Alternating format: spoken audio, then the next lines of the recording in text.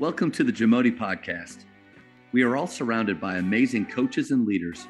So let's get an inside look at not just what they do, but how they do what they do. After all, becoming the best versions of ourselves is JAMODI, just a matter of doing it.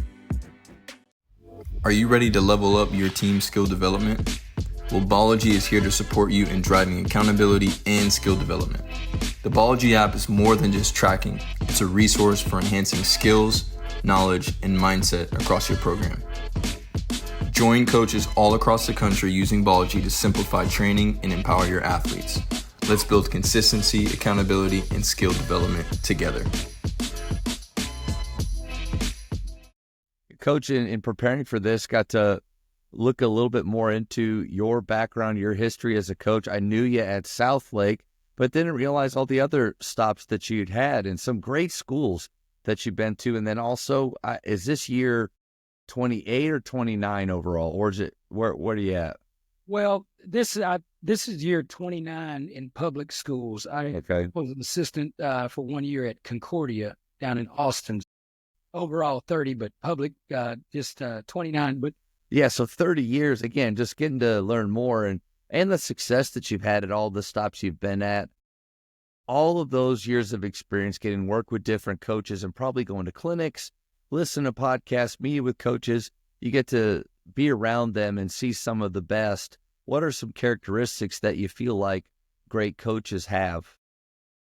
You know, I think we're learners first, you know, and I include you in that. You know, we're committed to learning. You're committed to growth. I always think about it like this. I had a friend tell me this one time. He said, you know, sometimes people will say things like, you know, that's just the way I am, you know, and, you know, you take me or leave me, and I'm going to do things the way that I want to do it. Well, if McDade's like that for 30 years, that means that I'm doing the same year over and over again for 30 years. And what is that? You know, I mean, it's all about growth. You know, I think obviously we got a work ethic. You know, we enjoy what we're doing. When you love what you do, not to sound cliche, it's not work.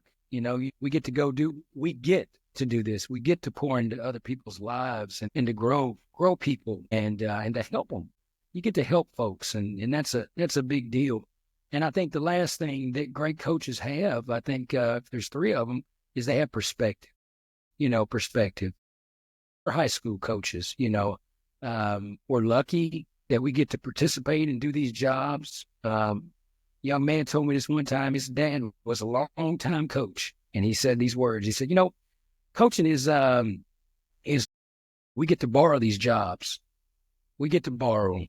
It's almost like you're a sheriff or a hired gun. You get to come into the town and you get to clean it up a little bit, and then at the end of the day, he doesn't stay there, you know, unless you're like a mentor of mine, Jeff Cody. You know, Jeff was there at Cleveland, I want to say almost 40 years, and I had a chance to work for him. You know, and that's different, but that doesn't occur in this day and age, you know, and it didn't occur for the kids as well. They're moving around and stuff like that, but you keep it in perspective. You do your best. You honor the game. You honor the people that came before you, that poured into your life. And, you know, we just get to play a big circle and pay it forward, I think, sometimes. And that's just good. You know, it's just good. It's not all about wins and losses, you know, but there's pressure that's out there. But, you know, you just keep it all in perspective. And, you know, nobody puts any more pressure on ourselves than we put on ourselves. Yeah. So that's it. Yeah, I love the idea of leaving the place that you're at better than you found it. I think that's a really good outlook towards our jobs, because as much as we like to think we're the ones that are going to have the 40-year career at one place, probably not. I mean, this is my third school. You know, I kind of went through your list, but instead of worrying about that, or maybe waiting one day for that job or that opportunity, you know, make the big time where you are. Leave this place better than you found it. What would it look like if we approached every day like that as coaches? I think we probably look at our gym different. Man, is it clean? What are things that I can do to enhance this place? We probably venture into the locker room a little bit more and to see, is this excellent? Do they walk in here and go, golly, like I'm really lucky to be a part of this program? I think that mentality would help, Coach. Yeah, absolutely. Absolutely. I always think about, like, you come into a new place, and if somebody were to follow me and they went in the equipment room, I don't want that to be a job for them. I want that to be like, oh my gosh, man, I got all this right here. Man, we're ready. That's like the first thing I go look at is the equipment room when I take a new position, and I'm like, okay. Or it's like, Instead of what were they doing? Like, what was going on here, man? Like, that's what we don't want the next person to feel. hey, but listen, there's some great stories in that, because there's some jobs that I've walked into and the guy may have been in there for 28 years. And what you find is sometimes you get the things that are underneath sometimes tell the story that people never see or they never hear it. And you only know what you see. And so there's like clues there, or there's things that you can leave behind, or things that people have left behind that give you a clue as to what no place is ever exactly what you think it's going to be. You know what I mean? Where I've been in a lot of places, the places have broken my basketball stereotypes, shattered them in a lot of ways.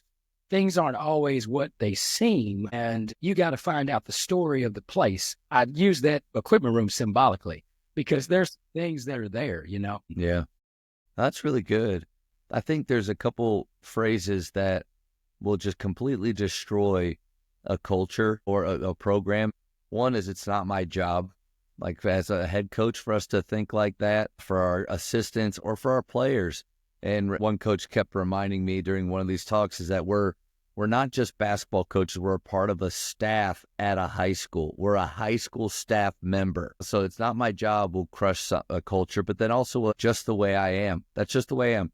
That is, to me, a fixed mindset that will keep you stuck in where you're at, maybe keep your program from growing, your players from growing. But those mentalities right there, dangerous. Yeah, very, very much so. I think the ways we can grow from pursuing the knowledge, whether that's what we're doing right now, whether it's through our own personal experiences. Somebody asked me this, they said, Coach, hey, what's your favorite defense, or what's your favorite offenses?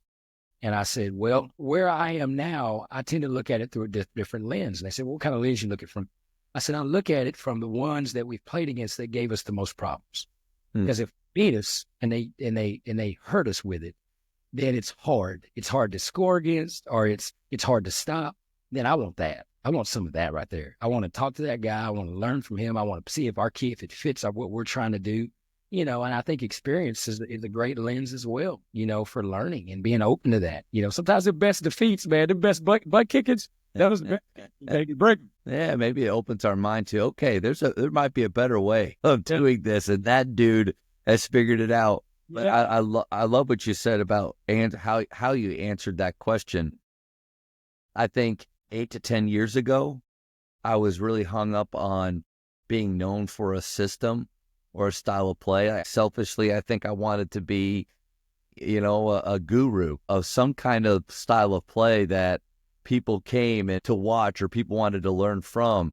The problem with that, though, is if that style of play or system doesn't fit your clientele, doesn't fit your players, then when I look at my wall back here, there's a couple teams where I just feel like I need to apologize. Like, it was a bad plan. It just wasn't a plan that led to them feeling what one coach said that I think is really good, them feeling comfortable and familiar with what they're doing. The style of play didn't create those feelings for them. And so instead of being, if someone was to ask me that question, what offense, what defense? Well, whatever fits my players, I will learn and I will change and I will adjust to fit them. And you can still keep your identity or concepts, but man, the danger of the system and wanting to be known for that is that what if it doesn't fit? Or do you just need to find jobs that make sure that it fits? I don't know. Yeah. It's, and I think it's organic. It's organic. I think we all have things that we teach better than other things. And sometimes when we have to come outside of our comfort zone, it's like if I'm teaching a unit in a math class and I'm not very familiar and comfortable with it, then I feel as though it doesn't come across as well. Well, sometimes the kids may have some knowledge there and you kind of learn from each other and you kind of glean it and you see what they can do. And it ends up being this thing. One year, I remember at Timberview, we were, it was my last year there, and we made a run. We get down to state and we're playing Houston Yates. And boy, they were loaded. They were number one in the country that year. But the story really, as one of my kids I was talking to the other day, he said, it was how we got there. Well, it was so organic. Our lineups changed. We went to some kids that I didn't even think were going to be on the that year. They end up being inserted. We get into an offense that literally it freed them up a little bit. We called it NT, and that just simply meant nothing twice. Don't do the same thing twice. So it was just, they just flowed with it, and it stuck with them, right? We had a group that was at Carroll that one year we started out 20-1. They pressed makes and misses.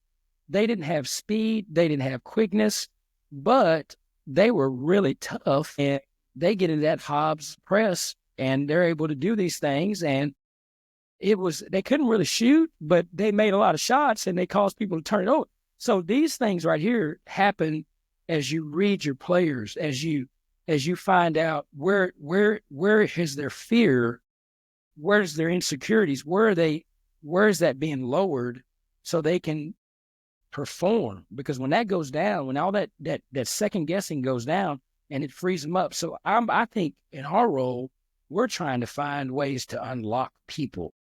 We're trying to unlock them so they can perform. And that's just a lot of experimentation. That's a lot of playing around with it. That's a lot of asking, talking, conversating, listening, things like that. You don't have to do what they say, but you have to listen to them. Sure. Love the idea of unlocking them. Like what a great way to frame it too for them. Instead of, I just want to try to play around some things, see if it works. Okay. That sounds, but hey, I want to figure out the best way to unlock your potential. Man, if we're talking about buy-in and getting a kid excited, like, yeah, coach, let's try something. I want to be unlocked. I love that way of looking at it. And, want to be like you, like a coach like you that is able to do that and isn't set in his ways, is able to adjust. But part of that to me is being open-minded when you're listening to other people. And like at a clinic, I think of JD Mayo at the front row of every TABC clinic with his bag next to him and his yellow notepad out. And that dude is scribbling. He's been retired for 20 years, and he is scribbling notes, trying to learn more. And here I am as a 28-year-old sitting there going, golly, if they're talking about walking the ball up again, like, and I was closed-minded.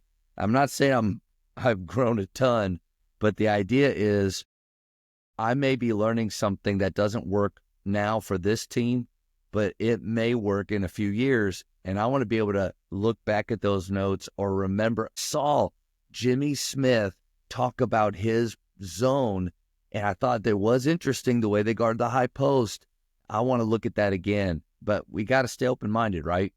Yeah, totally. It's like, here's the best. I think we don't necessarily give ourselves, and I'm speaking to myself sometimes because I don't feel this way a lot. I have to force myself to feel this way, but we are literally experts at what we do, right?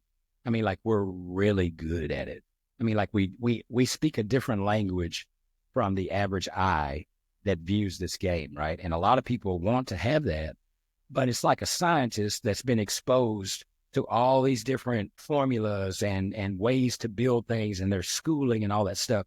And so when we sit in a learning and a growth mindset, it's not necessarily that it's going to apply now, but we're exposed to it. So all of a sudden, man, we're sitting in the middle of the fourth quarter and we see something and we know what's going on. We played a game last year, and it was against Hutto and Caraway. Man, that'd be a good guy to have on. He's sharp, right? So Caraway gets in there and they're doing some things to our big that is putting him in some weird spots, and they keep scoring off of it. So I always like to do this. Especially guys that I know. I called him up after the game and I said, what in the world was that? And he goes, well, we knew he couldn't move his feet real well laterally, so we kept putting him into this action, and it was just opening it up. And I said, you rascal. I said, man, you are just, I said, you do to do that. He said, yeah. So I started going back to the film, and I'm looking at it, and I'm like, okay, we're doing this. I don't know when, but we're going to do this because I hadn't seen that done like that before. So it just makes you have to stay on your game, because somebody's going to do something to you that if you're not familiar with it. I'll tell you, a guy that used to be able to do that was Robert Hale. Robert Hill, Robert Hill coached Rayford Young. Rayford Young is Trey Young's dad. But when he had that good run out at Pampa, Robert used to get into some games against Robert Hughes. I remember that. It was Crowley. I was at Crowley. It was like 2003. And Azle, where Hale was, had just beat Dunbar. And we had him. And Robert Hughes drove over the VHS tape. I called him up. So he drove it over to Crowley High School. This is the legend, right? So here I am, 20-something years old. He drives it over. And I said, Coach, I said, man, what happened? He goes, and in figurative language, of course, he just said, got out coached, And if we're not careful, if we don't sharpen our tools and have enough exposure to things, we may not necessarily give our kids the best opportunity. So we have to be learning or we'll get exposed as coaches. Thank you for checking out today's episode. Please take a moment to subscribe to this podcast, share it with your fellow coaches, and find us on social media for what's coming up next on the JAMODI podcast. It's just a matter of doing it.